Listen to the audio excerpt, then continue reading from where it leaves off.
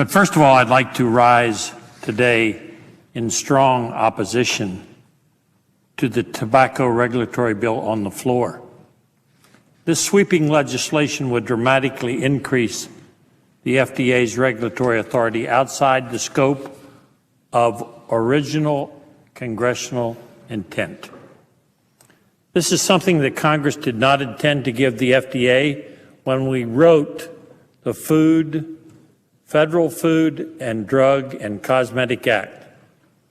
And that intent was even upheld by the U.S. Supreme Court in 2000. Yet there are still some of my colleagues out here that believe that it would be safer for the American public to regulate tobacco under the FDA. They argue that by doing so, we will help reduce the negative effect of smoking and prevent underage smokers. As a grandfather of 39 grandchildren, believe me, I want to keep cigarettes out of the hand of kids. But the bill before us today does not do that. It is not to eliminate our national tobacco industry. And the big problem with this approach is that our nation's tobacco farmers are the ones who are going to pay the price. Not read any type of language that would provide any type of protection to our tobacco farmers, not even once. This is why I've introduced the 4 amendments. Let me give you their numbers, 12, 36, 37, 38, and 39.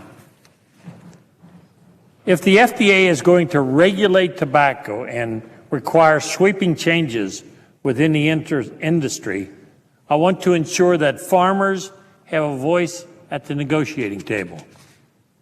My amendments do this.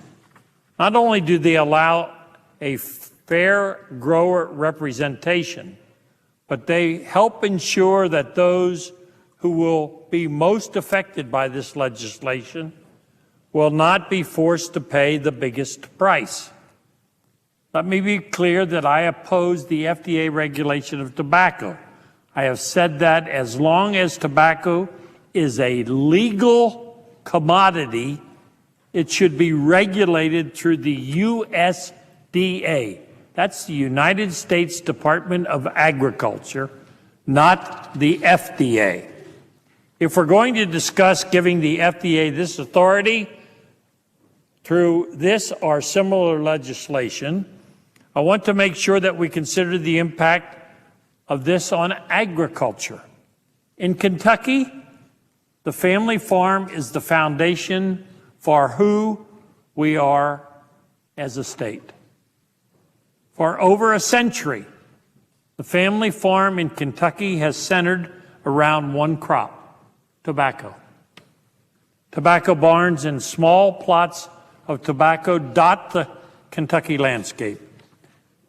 We are proud of our heritage and proud that tobacco plays a role in our history. Even after the buyout, tobacco still plays a prominent role in my state's agricultural landscape. We have tried to broaden our agricultural base. We have had some success with several types of vegetables, cattle, and even raising catfish. But at the end of the day, nothing brings as much of a return to the small farmer in Kentucky as tobacco. It's big business for small farmers. With the current economic conditions, more and more farmers in my state are turning to growing tobacco to supplement their income. Or in a lot of cases, tobacco is their sole source of income.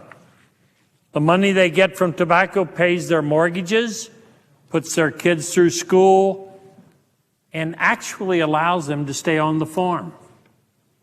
Outside of the western part of my state, Kentucky does not have tens of thousands of acres of flatland.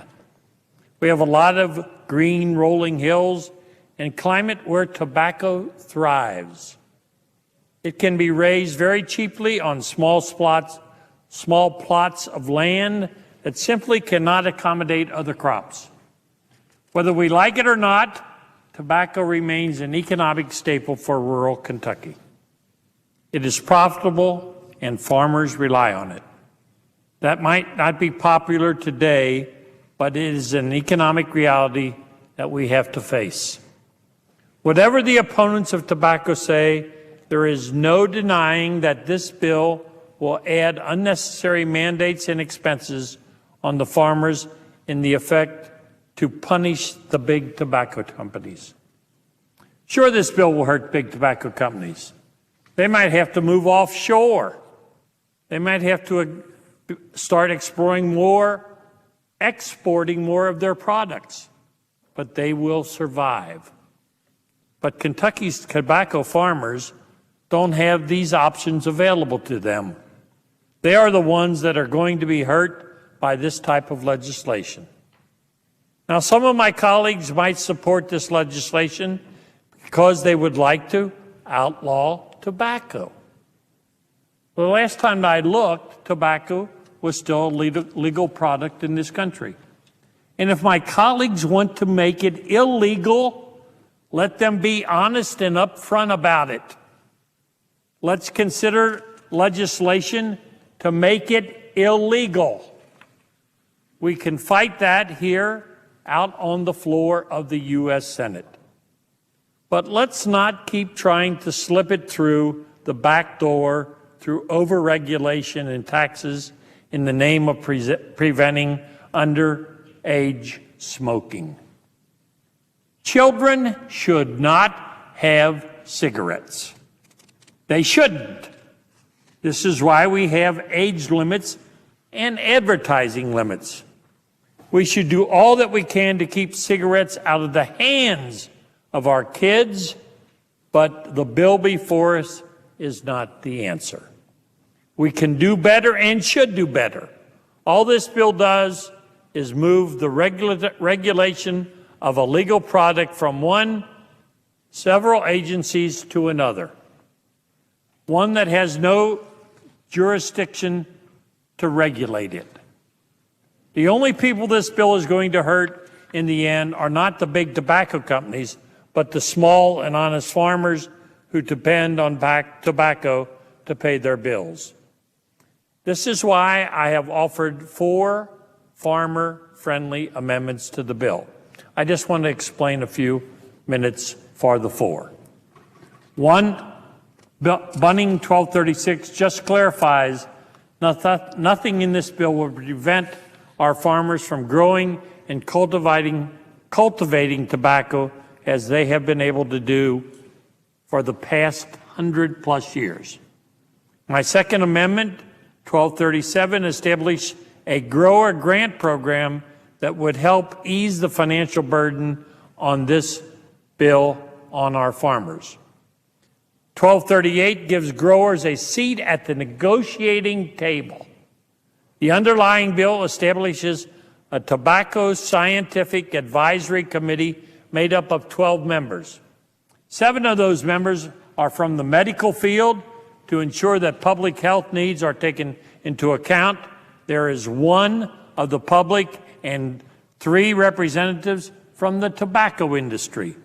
There are 2 manufacturers and 1 grower.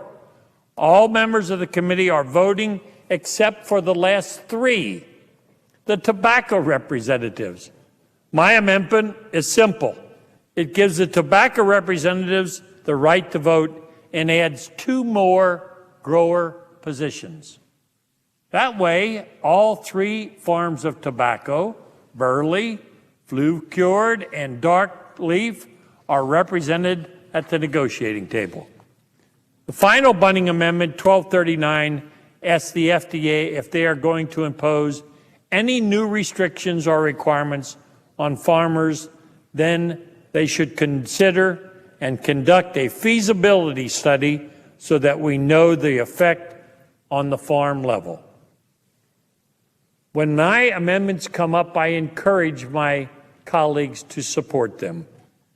Madam President, I thank you for your courtesy, and I yield the floor.